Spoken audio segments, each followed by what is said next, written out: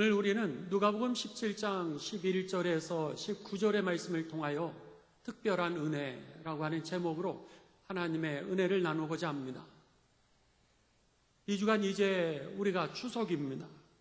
여러분들 가족들을 만나고 또 오래간만에 부모님들을 찾아뵈는데 참 즐거울 뿐만 아니라 감사하는 시간이 되시기를 주님의 이름으로 축원합니다. 언젠가 우리 은퇴하신 한 목사님을 만나게 되었습니다. 그랬는데 목사님이 이런 말씀을 하시더라고요. 자신이 은퇴하고 나니까 그전에도 물론 그런 생각이 들었지만 은퇴하고 나니까 아버지 생각이 그렇게 나시더라고. 그렇게 이야기를 하시더라고요. 그랬는데 그분이 동료 목사님들, 은퇴하신 목사님들을 만났는데 그 목사님들도 이상하지? 아버지 생각이 그렇게 나.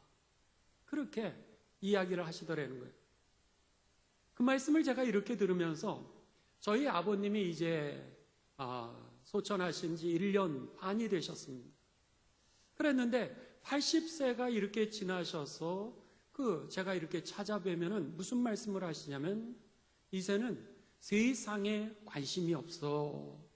그런 얘기를 하시면서 하나님의 나라에 자꾸 집중하게 되면서 아버지 생각이 난다라고 그런 얘기를 하셨어요. 그리고는 제가 잊어버렸습니다.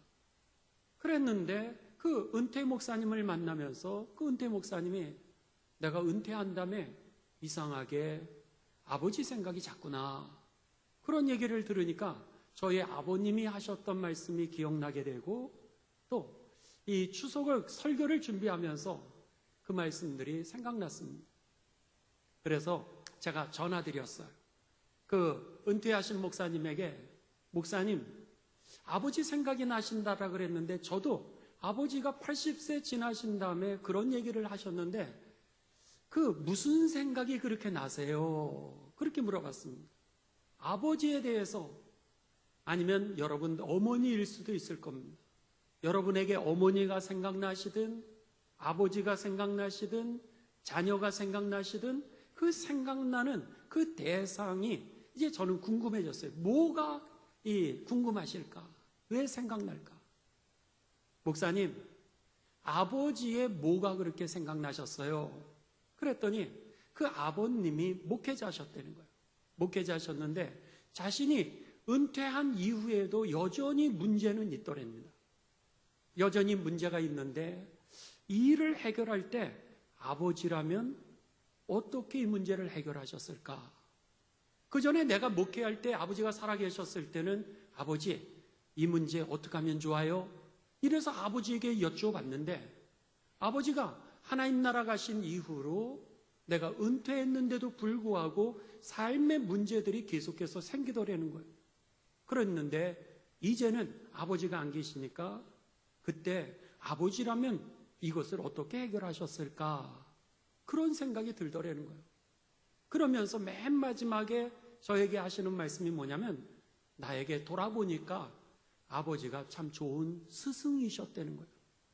근데 그 말씀이 제게 쑥 들어왔습니다. 아버지가 좋은 스승이었다. 여러분에게 어머니가 기억나는 이유가 뭐죠? 나도 모르는 사이에 어머니가 나에게 좋은 스승이었던 거예요. 우리들의 자녀들이 왜 기억납니까? 나도 모르는 사이에 비록 자녀들이 스승은 아니었다 할지라도 그들의 사랑, 그들의 언어, 그들의 그 발걸음, 그리고 나를 생각했던 그 마음, 이런 것들이 아마 마음속에 기억이 되어지면서 그들이 생각나는 것일 겁니다. 추석이 여러분 그 기회를 우리들에게 주신 하나님의 특별한 날인 줄을 믿습니다. 그렇기 때문에 여러분들 가족들이 오래간만에 모인데 나중에 후회하지 마시고 우리가 임종을 하면 3가지 후회한다고 하지 않습니까? 좀 더 잘해줄 걸, 좀 더 인내할 걸, 좀 더 사랑할 걸, 좀 더 베풀 걸, 이것을 후회한다고 합니다. 여러분의 부모님, 아내, 남편, 여러분의 자녀들, 형제들, 이왕이면 나중에 후회하지 아니하도록 좀 더 사랑하는 그런 복된 시간이 되시기를 주님의 이름으로 축원합니다. 우리들이 이제 오늘 본문 말씀이 바로 이 감사에 관한 말씀입니다. 감사를 할 때 하나님께서 특별한 은혜를 우리들에게 주신다라고 하는 것이 오늘 본문 말씀의 핵심입니다. 하나님은 우리들에게 데살로니가전서 5장 18절에 이렇게 말씀해 주셨습니다. 범사에 감사해. 늘 감사하라고 하는 거예요. 이건 부자가 될 때만이 아니라 여러분 가난할 때도, 건강할 때만이 아니라 우리가 여러분 병에 들어서, 또 성공했을 때만이 아니라 오늘 실패했을 때에도 그게 범사죠. 범사에 감사해. 이것이 그리스도 예수 안에서 너희를 향하신 하나님의 뜻이야. 그 이유는 여러분 이 감사 속에 특별한 하나님의 은혜가 주어지기 때문인 것입니다. 은혜라고 하는 게 뭡니까? 내가 받을 수 있는 그런 조건이 되지 않는 거예요. 받을 수 있는 조건이 되지 않는데 오늘 그 선물이 나에게 주어지게 되는 것을 우리는 은혜다. 그러니까 특별한 은혜라고 하는 것은 예기치도 못했는데 그 사랑의 선물이 나에게 주어지게 된다라고 하는 겁니다. 무엇을 통해서? 감사를 통해서. 오늘 본문 말씀은 이제 예수님께서 예루살렘을 이제 가시려고 그럴 때 사마리아하고 갈릴리 사이를 지나가시게 됩니다.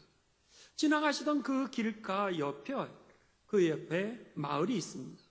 그런데 그 마을 밖에서 쫓겨난 나병 환자들, 그 당시에 전염병을 일으킬 수 있다라 그래서 나병 환자들이 이제 마을에서 성읍에서 쫓겨나 있었습니다. 길을 가는데 예수님을 그들이 보았던 거죠. 예수님을 향하여서 소리를 지릅니다. 예수 선생님이요, 우리를 불쌍히 여겨 주옵소서. 예수님께서 그 소리를 들으십니다. 그리고 성경에 보면은 그들을 보셨다 그랬습니다. 예수님을 향하여서 소리를 지르시기를 주님의 이름으로 축원합니다. 주님이 들으십니다. 그리고 우리를 보신다라고 하는 것이죠. 들으시고 보신 다음에 그리고는 그들을 향하여서 예수님이 이제 불쌍한 마음을 가지셨다라 그랬습니다. 하나님의 감동이 임하게 되는 순간입니다. 감사하는 자에게 하나님의 은총을 더하시는 것은 예수님을 부르는 자들에게 예수님의 마음이, 감동이 생겼다는 거예요. 불쌍히 여겼다라고 하는 겁니다. 오늘 하나님께서 찾으시는 사람은 감사하는 사람이라 그랬습니다. 범사에 감사하라, 이것이 너희를 향한 하나님의 뜻이니라, 이렇게 말씀하셨을 때에는 하나님이 감사하는 사람을 찾는다라고 하는 겁니다. 그들이 예수님을 향하여서 소리를 지릅니다. 예수님이 보시고 그리고 불쌍히 여기는 마음이 그에게 들으셨다라고 성경은 그렇게 기록합니다. 그리고 나서는 그들에게 말씀하십니다. 가서 제사장에게 너희의 몸을 보여줘. 그 얘기가 뭐예요? 그 당시에 그 병이 들었다 낫다의 판단의 기준, 너가 성읍으로 다시 돌아와야 된다, 성읍 밖으로 내쫓겨야 된다의 그 판단의 기준은 바로 제사장이 하였습니다. 근데 내 몸을 제사장에게 보여줘. 이 얘기는 내가 너를 고쳐줄 거야. 이 약속이었던 것이죠. 그들이 너무나도 기뻤습니다. 그래서는 이 제사장을 향하여 그들이 달려가게 됩니다. 그런데 더 놀라운 것은 예수님의 말씀을 듣고 순종하여 달려가는 길에 그들의 몸이 낫기를 시작했습니다. 할렐루야. 그들이 몸이 낫게 되는 것을 이제 보면서 그 다음에 성경 구절은 사이가 있습니다. 그 다음에는 어떻게 됐는지 모르겠어요. 그 10명 중에 10명이 지금 제사장에게 가서 바로 몸을 보였는지, 아니면은 그 중에 한 명이 돌이켜서 제사장에게 자기의 몸을 보이기 전에 예수님에게 왔는지는 성경은 그 사이는 기록하지 않습니다. 그런데 아무튼 그들이 낫기를 시작했다는 거예요. 그리고 나서 그 중에 한 명이 예수님에게 발을 돌렸다라고 하는 겁니다. 그리고 나서 예수님을 찾아와 큰 소리로 하나님께 영광을 돌리고, 그리고 예수님의 발 앞에 엎드려서 감사하였다. 그리고 나서 성경은 뭐라 그러면 그는 사마리아 사람이었더라 그랬습니다. 다른 사람이 저런 사람, 이렇게 손가락질하는 그런 사람이었다라고 하는 표현이죠. 그런데도 불구하고 그가 자기의 몸이 나은 것을 보면서 예수님을 찾아왔습니다. 하나님께 영광을 돌리고, 그리고 예수님의 발 앞에 엎드려 감사하였을 때 예수님이 그에게 놀라운 특별한 선물을 주십니다. 그것이 뭐예요? 19절에 나와 있는 그에게 이르시되 일어나 가라. 내 믿음이 너를 구원하였느니라. 그에게 육체의 질병을 낫게 하시는 그 복을 나르셨을 뿐만 아니라 그에게 영혼의 구원이라고 하는 하나님의 축복을 주셨다라고 하는 것이죠. 여러분 꼭 기억하시기 바랍니다. 오늘 하나님은 우리가 하나님의 은혜를 받는 데까지 육체적인 여러분의 문제가 해결되는 데 머무는 것이 아니라 우리의 영혼이 구원을 받는 그 특별한 은혜까지 나오기 원하시는 것이 하나님의 마음이라고 하는 것입니다. 우리에게 은혜를 주시는 이유가 어디 있었던 거요? 궁극적으로 오늘 우리를 구원하기 위함이었다라고 하는 것이죠. 육체의 증거라고 하는 것은 하나님 앞에 나오게 하기 위한 하나님의 도구였을 뿐입니다. 지극히 작은 것일 뿐입니다. 그런데 지극히 작은 것을 보고 우리가 큰 것을 잃는다면 그거는 미련한 사람일 겁니다. 그런데 오늘 이 사마리아 사람들, 이 사마리아 사람은 다른 사람은 그 사람으로 하여금 손가락질하는 이방인이었음에도 불구하고 오늘 그는요, 자그마한 육체의 축복만에 머무르렀던 것이 아니라 오히려 구원의 축복까지 한 걸음 더 나아갔다라고 하는 것이죠. 여러분, 여기까지 이 축복, 구원의 축복까지 받게 되시기를 주님의 이름으로 축원합니다. 제가 여러분들에게 꼭 말씀드리고 싶은 것은 이제 교회에 나온 것, 이거 참 큰 축복입니다. 그런데 여기까지가 아니라는 거예요. 여러분이 교회에 나온 것까지가 아니라 여기 나와서 주님을 만나 구원을 받는 데까지 여러분 이르게 되시기를 주님의 이름으로 축원합니다. 때로는 우리들이 이렇게 생각할 수 있습니다. 내가 아내를 위해서 나가주지, 그런 생각하실 분도 있습니다. 남편을 위하여서 내가 교회 나가주지, 이렇게 생각하실 수도 있습니다. 내가 장로님 때문에, 내가 속장님 때문에, 내가 선교회장님 때문에, 아니 내가 오늘 임원이기 때문에 여기까지 나와주지, 이렇게 생각할 수도 있습니다. 그런데 그거는 참 미련한 일입니다. 그것은 여러분에게 임원을 맡겨주시고 여러분에게 좋은 동역자를 맡겨주셔서 좋은 남편을 주셨다든지 좋은 아내를 주셨다든지 좋은 자녀를 주셔서 여기까지 나오게 하신 것은 하나님이 그 특별한 은혜를 주시기 위해서 여러분들에게 베풀어 주신 은혜의 시작일 뿐인 것입니다. 그러니까 여기까지 내가 나와줬다라고 하는 것이 아니라 여기서 구원의 확신과 여러분 은총을 받게 되시기를 주님의 이름으로 축원합니다. 거기까지 나아가야 된다라고 하는 것이죠. 17절과 18절 오늘 본문 말씀을 보시면요, 예수님이 어떤 사람들을 찾는가라고 하는 것이 오늘 본문 말씀에 나왔습니다. 예수께서 대답하여 이르시되 10사람이 다 깨끗함을 받지 아니하였느냐?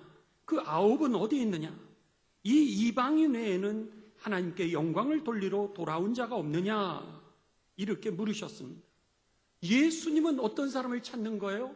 감사하는 사람을 찾으신다라고 하는 겁니다. 왜죠? 그것은 더 좋은 특별한 그 은혜를 주시기 위함이었던 것입니다.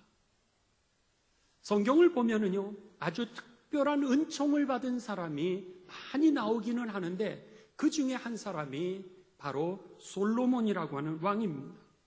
열왕기상 이 3장 5절에서 6절에 보면 이제 솔로몬이 다윗의 뒤를 이어서 왕위에 오르게 됩니다.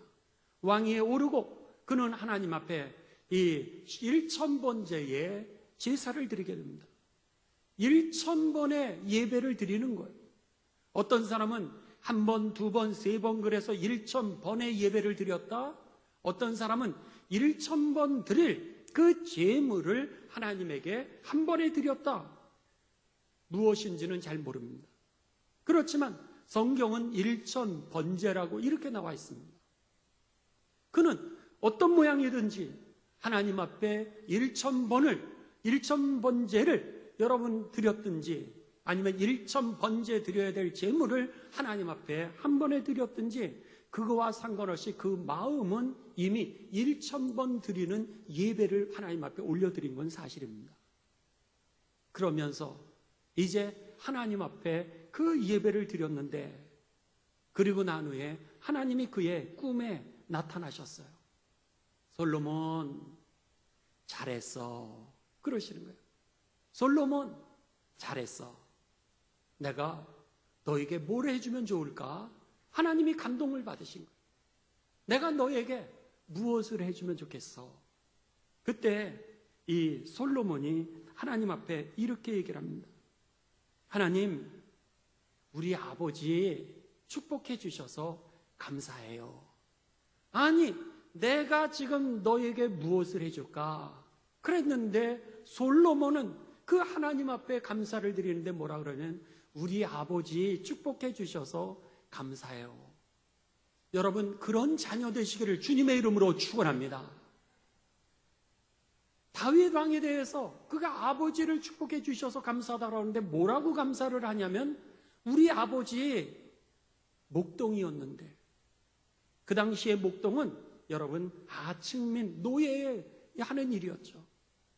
우리 아버지 노예였던 그런 목동이었는데 그랬는데 우리 아버지 왕되게 해주셔서 감사드려요. 그렇게 얘기를 합니다. 두 번째는 뭐라 그러냐면 그런데 우리 아버지를 축복하시고 나까지도 사실은 자격이 없는데 그의 형들이 얼마나 많았습니까? 뛰어난 형들이 많았어요. 그 뛰어난 형들이 그 왕위를 물려받아야 되는데 그 뛰어난 형들을 냅두고 막내가 지금 이 왕위를 이어받은 겁니다. 그 얘기를 지금 하는 거예요. 내가 널 위해 뭐 해줘? 하나님, 목동이었던 우리 아버지 왕까지 되게 해주시고 감사드리고요. 그리고 저까지도 이렇게 축복해 주시니 감사드려요. 할렐루야. 그가 자기가 하나님 앞에 구할 게 얼마나 많았겠습니까? 하나님, 형들이 죽이려고 그래요. 지금 그 똑똑하고 능력 있었던 형들이 반역을 일으켜 나로 하여금 왜 내가 왕자리가 되어야 되는데 솔로몬을 왕되게 했냐라 그래서 형들이 죽이려고 그래요. 나 보호해 주세요. 내가 지금 정치를 해야 되는데 정치할 수 있는 지혜를 주세요. 아니 내가 외교를 해야 되는데 외교할 수 있는 능력을 나에게 주세요. 얼마든지 구할 게 많았을 겁니다. 왜 그에게 은퇴하신 목사님처럼 여러분 문제가 없었겠습니까? 문제가 많죠. 근데도 그는 하나님 앞에 자기의 형편을 돌아보면서 그럼에도 불구하고 축복해 주신 그 하나님의 은혜에 감사를 했습니다. 그랬을 때 여러분 하나님께서요 그에게 전무후무한 하늘의 특별한 은총을 그에게 베푸시죠. 그가 구하지도 않았던 부를 그에게 하나님이 허락하십니다. 그가 구하지 않았던 하나님이 명예를 그에게 허락하십니다. 성경은 그 명예를 뭐라 그러냐? 영광이다 이렇게 얘기를 합니다. 언제 우리가 영광을 얻게 됩니까? 명예를 얻게 되었을 때 영광을 얻게 되죠. 우리가 기도하던 그 기도 제목이 응답되었을 때 하나님의 영광을 드러내게 되죠. 우리들의 꿈이 성취되었을 때 하나님의 영광을 드러낼 수 있게 됩니다. 사람들이 와 그렇게 되는 거 아니겠어요? 영광이라고 하는 단어는 그런 단어입니다. 그런데 이 솔로몬이 구하지도 않은 부와 더불어서 하나님이 영광을 그에게 더하여 주셨다라고 하는 겁니다. 더 나아가 열왕기상 3장 12절에서 13절에 보면 이전에도 너와 같은 자가 없을 것이요 이후에도 너와 같은 자가 없을 거라고. 그렇게 하나님께서 전무후무한 그런 축복을 그에게 허락하십니다. 그는 이스라엘 역사에서 가장 부욕해 되어지는 왕이 되고요, 풍성한 시대를 누리게 됩니다. 더 나아가 세상을 떠난 후에는 그를 갖다가 사람들이 뭐라고 지칭을 했냐면 지혜의 왕이다 이랬습니다. 그는 말년에 사실은 주님을 많이 배신했어요. 이방 여인하고 결혼하지 말라 그랬는데 정략적으로 이방 여인들과 결혼했습니다. 첩을 많이 뒀어요. 그리고 정략적으로 외국과 이제 무역을 하기 위하여서 외국의 신전을 받아들였습니다. 결국 그것에 대해서 그가 책망을 받았어요. 그러나 그럼에도 불구하고 하나님은 그에게 감사하는 그에게 전무후무한 하나님의 복을 나리워 주셨다라고 하는 겁니다. 그의 감사가 상상을 초월했던 하나님의 은총이 되었던 것이죠. 그러기에 하나님은 우리에게 뭐라 그러세요? 감사하라고 그렇게 말씀했던 겁니다. 여러분, 아픔이 있습니까? 고난이 있으십니까? 그럼에도 감사하게 되시기를 주님의 이름으로 축원합니다. 하나님이 찾으시는 사람이 누구요? 바로 감사하는 사람이라고 하는 겁니다. 그 특별한 은혜를 주시기 위해서죠. 두 번째는 오늘 그러면 하나님은 우리들에게 은혜를 베풀어 주셨어요. 구원의 은총을 베풀어 주셨습니다. 그러면 그 다음에 우리가 어떻게 살기를 원하시는가라고 하는 것이 여러분 디도서 2장 11절에서 14절에 나오게 됩니다. 자, 이 성경은 여러분들 찾으시기 바랍니다. 하나님이 우리들에게 은혜를 주셔서 구원의 은총을 주시는 이유에 대해서 이제 말씀하십니다. 디도서, 디모데 후서 다음에 나오는 것이 여러분 디도서입니다. 제가 가진 성경으로는 348, 9, 10면에 있습니다. 디도서 2장입니다. 여기에 여러분 줄 치실 분들 줄 치셔도 될 것 같습니다. 2장 11절에서 14절까지 봅니다. 하나씩 같이 보시죠. 모든 사람에게 구원을 주시는 하나님의 은혜가 나타나 이제 모든 사람에게 하나님이 이 은혜를 베풀어 주셨어요. 근데 은혜를 주셔서 무엇을 하게 하셨죠? 저들로 구원을 받게 하셨다고 합니다. 349면입니다. 제 성경으로는 하나님의 은혜로 인하여 우리가 구원을 받게 되었습니다. 그런데 12절 우리를 그 다음에 어떻게 하신다는 거예요? 양육하시되 구원의 은총을 주신 다음에 우리가 이제 양육을 받게 됩니다. 양육하시되 어떻게 해요? 경건하지 않은 것과 그러니까 경건하지 않은 것과 이 세상의 정욕을 버리게 하시는 거예요. 이게 양육입니다. 양육의 내용은 여러분이 1:1 제자 양육을 합니다. 내가 받은 구원의 은총으로 다른 사람을 1:1 제자 양육을 하게 되는데 양육을 왜 하느냐라고 하는 겁니다. 양육을 하는 이유는 오늘 경건하지 않은 것을 버린다는 거예요. 경건하지 않은 것이라고 하는 것은 다른 얘기로 하면 불경건한 것 이런 뜻입니다.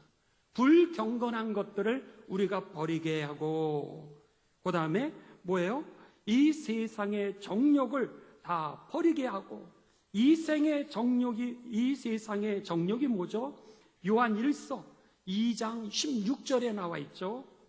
육체의 정욕, 안목의 정욕, 그 다음에 이생의 자랑, 이것은 다 아버지께로 온 것이 아니니라 이렇게 말씀했습니다. 그러니까 오늘 육체의 정욕, 안목의 정욕, 이생의 자랑을 버리게 그렇게 하기 위해서 우리가 양육하고 또 양육되는 거예요. 그 다음에 세 번째 신중함과 그랬습니다. 신중이라고 하는 단어는 오늘 정신을 차리라, 그런 뜻입니다. 그로 하여금 세상의 풍조에 이 세대를 따라가지 아니하도록, 그리고 사탄에 속지 아니하도록 정신을 차리도록, 이 사자나 호랑이가 찾아왔을 때 정신만 차리면 산다, 그런 얘기가 있지 않습니까? 그런 것처럼 오늘 정신을 차리도록 세상 속에서, 그 다음에 의로움이라고 하는 건 바르게 살게 하고, 그런 뜻입니다. 경건함이라고 하는 것은 예수님을 닮아가는 삶이라고 하는 것, 예수님을 닮아가게 하고, 그 다음에 그러면서 이 세상에 살고, 13절 복스러운 소망이라고 하는 것은 여러분 3장 17절로 갑니다. 3장 17절에 이 소망이 무엇인지를 우리들에게, 3장 7절입니다.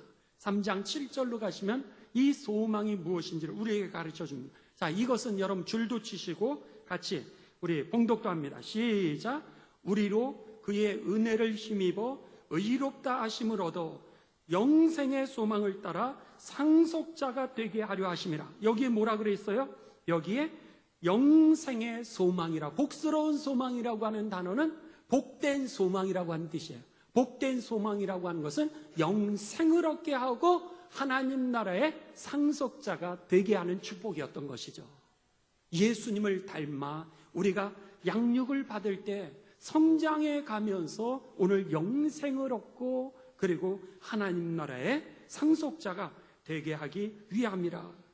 자, 그 다음에 13절 계속해서 갑니다. 복스러운 소망과 우리의 크신 하나님 구주 예수 그리스도의 영광이 나타나심을 기다리게 하셨으니, 예수 그리스도의 영광이 나를 통하여서 나타나기도 하고, 또 어떤 주경학자는 이것을 재림으로 해석을 한 학자들도 있습니다. 그래서 예수님께서 다시 오심을 기다리게 하신다는 거예요.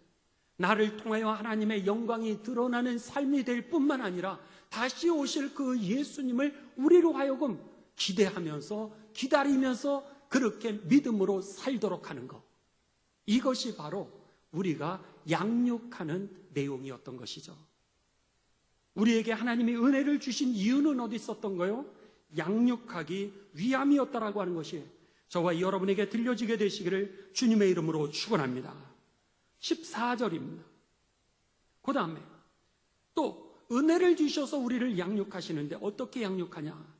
그가 우리를 대신하여 자신을 주심은 모든 불법에서 우리를 속량하시고 죄값을 치러주시고 우리를 죄 없게 만드신 거죠. 속량하시고 우리를 깨끗하게 하사, 그 다음에 뭐예요? 선한 일을 열심히 하는 자기의 백성이 되게 하려 하심이라. 선한 일을 하도록 하나님이 우리를 양육하시는 겁니다. 결국 하나님이 우리들에게 은혜를 주시는 이유는 어디 있었던 거예요? 양육하기 위함이었는데, 경건하지 않은 것, 이 세상의 정욕 다 버리게 하고 신중하고 의롭고 경건하게 세상에서 살도록, 그리고 복스러운 소망, 영생의 소망과 상속자의 소망을 가지고 살아가도록 하는 것, 그리고 하나님의 영광을 드러내면서 살고 다시 오실 그 주님을 기다리면서 소망 가운데 살아가게 하는 능력, 그리고 선한 일을 열심히 하는 백성이 될 수 있도록 하기 위하여 우리를 양육하기 위함이었다고 하는 겁니다. 여러분, 그렇습니다. 은혜 받게 되시기를 주님의 이름으로 축원합니다. 예수님을 영접하게 되시기를 주님의 이름으로 축원합니다. 구원의 축복을, 특별한 축복을 받되 거기에서 우리가 머무는 것이 아니라 양육하는 삶이 되시기를 바랍니다. 그 양육이 뭐예요? 바로 오늘 이렇게 예수님을 닮아가면서 우리가 세상에서는 승리하고 세상에서는 하나님의 영광을 드러내고, 그리고 영생과 하나님 나라의 상속자로 단단하게 서게 하는 것이 바로 양육의 목적이었던 것이죠. 여러분이 구원을 받으셨습니까? 그렇다면 이제부터는 나 하나만 여러분 신앙 유지하면서 사는 삶이 아니라 양육하는 가운데 다른 사람을 이렇게 든든히 세우게 되시기를 주님의 이름으로 축원합니다. 그러면은 양육을 하는 방법이 있습니다. 양육을 하는 방법이 있는데 첫째는 간증하는 겁니다. 여러분, 간증을 할 때에 다른 사람이 양육이 되어지기를 시작합니다. 그러니까 내가 받은 하나님의 은혜를 간증하는 거예요. 간증이 여러분 뭐죠? 우리가 받은 하나님의 은혜를 그리스도인들끼리 서로 나누는 것, 이것을 간증이라고 생각할 때가 많습니다. 그런데 여러분, 간증이라고 하는 단어를 우리가 잘 찾아보시면 이 간증의 간자는요, 사이 간자가 아닙니다. 사이 간자가 아니라 방패 간자입니다. 그 얘기는 무슨 얘기예요? 간증을 한다는 얘기는 하나님이 내게 방패가 되어주신 일을 갖다가 내가 증인으로 알려주는 거라는 거예요. 여러분의 삶에 하나님이 방패가 되어주신 일이 어떤 일이십니까? 죄에 대해서 죄를 잊지 아니하도록 하나님이 방패가 되어주셨으면 그것을 얘기를 하는 거예요. 여러분들이 이제 사망이라고 하는 것에서 하나님이 그 사망으로부터 방패가 되어주셨으면 그 얘기를 하시면 되는 겁니다. 자동차 사고가 날 뻔하셨습니까? 아니면 여러분의 삶 가운데 예기치도 못했던 그 위험이 있으셨습니까? 그때 하나님이 막아주신 그 사건을 얘기하는 게 간증이라고 하는 거예요. 여러분의 이 삶 가운데 심판이 올 수도 있었을 겁니다. 우리가 잘못한 것에 대해서 하나님이 심판하시니까. 그런데 그 심판이 올 수 있는 그것으로부터 하나님이 나를 막아주셨으면 그게 여러분의 간증의 내용이라고 하는 거죠. 여러분의 삶 가운데 수없이 많은 위기가 있었을 겁니다. 왜 위기가 없었겠어요? 근데 여러분을 위기로부터 하나님이 막아주셨던 그 일, 그것의 증인이 내가 아닙니까? 내가 경험했던 거니까. 그 막아주신 그 위기의 일을 여러분 이야기하시기 바랍니다. 그뿐입니까? 우리의 삶 가운데 괴로운 일이 얼마나 많습니까? 그런데 그 괴로운 일 속에서 오늘 하나님께서 그 완전히 낭망할 수 있고 실족할 수 있었는데 그 괴로움 속에서 낭망하지 않게 하시고 실족하지 않도록 나를 막아주신 것, 그것을 갖다가 다른 사람에게 얘기하는 것. 내가 증인이야. 날 좀 봐봐. 이 얘기가 바로 간증이었던 겁니다. 여러분, 우리에게 왜 고난이 없겠습니까? 그런데 고난의 상황 속에서도 최악의 상황을 막아주셨다면 그것이 간증인 줄을 믿습니다. 그 얘기를 하는 게 여러분 간증이라는 거예요. 그런데 그것이 양육이 된다라고 하는 겁니다. 오늘 우리 일부 예배는 특별히 선생님들이 많지 않습니까? 교회 앞에서 여러분들이 무엇을 가르치시겠습니까? 여러분이 그 간증을 할 때 거기에서 역사가 일어나는 겁니다. 날마다 여러분 그냥 맨 이야기, 그냥 다른 사람 하는 얘기 아무리 얘기해 보십시오. 학생들은 절대로 변화되지 않습니다.